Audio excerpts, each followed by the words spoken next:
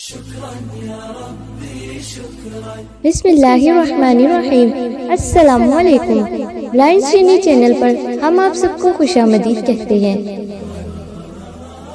یہاں پر ہم آپ کو بصارت کی مشکل کا سامنا کرنے والے لوگوں کی زندگیوں کی متاثر کن اور دلچسپ کہانیاں سنائیں گے۔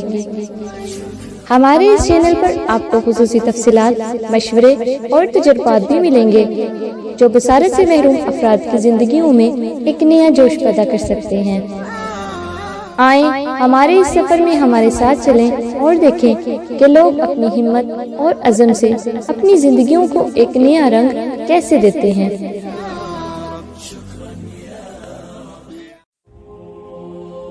حضرت بلال حبشی کا پورا قصہ ایمان کی قوت اور صبر و استقامت کی بے مثال داستان ہے۔ ان کی زندگی ابتدا سے لے کر اسلام کی خاطر دی گئی قربانیوں تک ان کی کہانی ہمارے لیے ایک عظیم سبق لگتی ہے۔ حضرت بلال کا قبول اسلام۔ حضرت بلال کا تعلق ایک حبشی غلام خاندان سے تھا۔ اس وقت عرب معاشرے میں غلاموں کے ساتھ بہت ہی برا سلوک کیا جاتا تھا اور ان کی حیثیت مال و جائیداد کی طرح سمجھی جاتی تھی۔ حضرت بلال بھی ایک غلام تھے جو مکہ کے ایک ظالم سردار مشرک امیہ بن خلف کی ملکیت میں تھے۔ جب اسلام کی روشنی مکہ میں پھیلنا شروع ہوئی اور رسول اللہ صلی اللہ علیہ وآلہ وسلم نے لوگوں کو تقوی کی طرف دعوت دینا شروع کی تو حضرت بلال کو بھی اللہ کی وحدانیت سن کر حق کی طرف مائل ہونے کا موقع ملا۔ انہوں نے اسلام قبول کر لیا، لیکن چونکہ وہ ایک غلام تھے اس لیے ان کا اسلام قبول کرنا مشرک سرداروں کے لیے ناقابل قبول تھا۔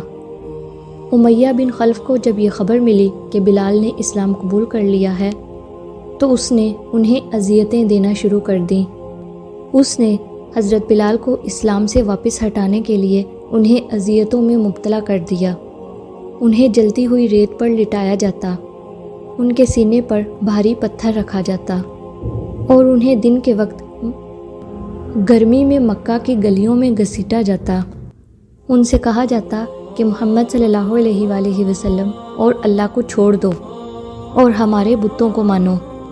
لیکن حضرت بلال ان سب ظلموں کو برداشت کرتے ہوئے صرف ایک ہی کلمہ دہراتے رہے، احد احد، اللہ ایک ہے، اللہ ایک ہے۔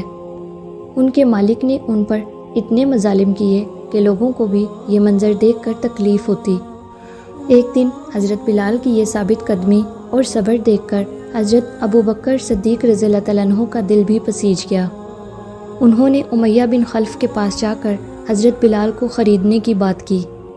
امیہ نے ان کے بدلے ایک بڑی رقم مانگی اور حضرت ابوبکر نے خوشی سے وہ رقم دے کر انہیں آزاد کروا لیا۔ اس کے بعد حضرت بلال رسول اللہ صلی اللہ علیہ وآلہ وسلم کے خادم بن گئے اور ہمیشہ ان کے ساتھ رہے۔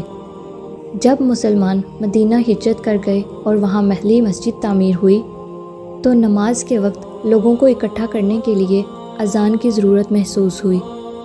رسول اللہ صلی اللہ علیہ وآلہ وسلم نے خواب میں حضرت بلال کو اذان دینے کا حکم پایا۔ اس طرح حضرت بلال کو اسلام کا پہلا مؤذن بننے کا شرف ملا۔ حضرت بلال کی آواز بہت خوبصورت تھی اور جب وہ اذان دیتے تو فضا میں ایک عجیب سی کیفیت پیدا ہو جاتی۔ حضرت بلال نبی کریم صلی اللہ علیہ وآلہ وسلم سے بے پناہ محبت کرتے تھے۔ آپ صلی اللہ علیہ وآلہ وسلم کی زندگی میں حضرت بلال ہمیشہ ان کے قریب رہے اور ہر لمحہ ان کی خدمت میں مصروف رہے۔ جب آپ صلی اللہ علیہ وآلہ وسلم کا وصال ہوا تو حضرت بلال کا دل بہت غمگین ہو گیا۔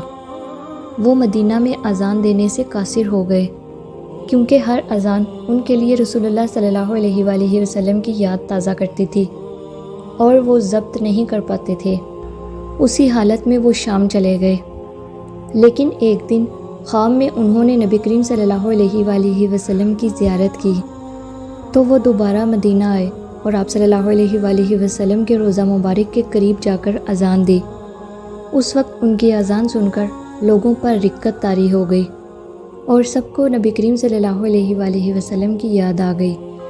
حضرت بلال شام میں ہی مقیم رہے اور وہیں پر انہوں نے وفات پائی۔ ان کا انتقال 20 ہجری میں دمشق میں ہوا۔ ان کی زندگی کی یہ داستان ہمیں ایمان کی مضبوطی، صبر اور اللہ کی رضا میں ہر حال میں راضی رہنے کا سبق دیتی ہے۔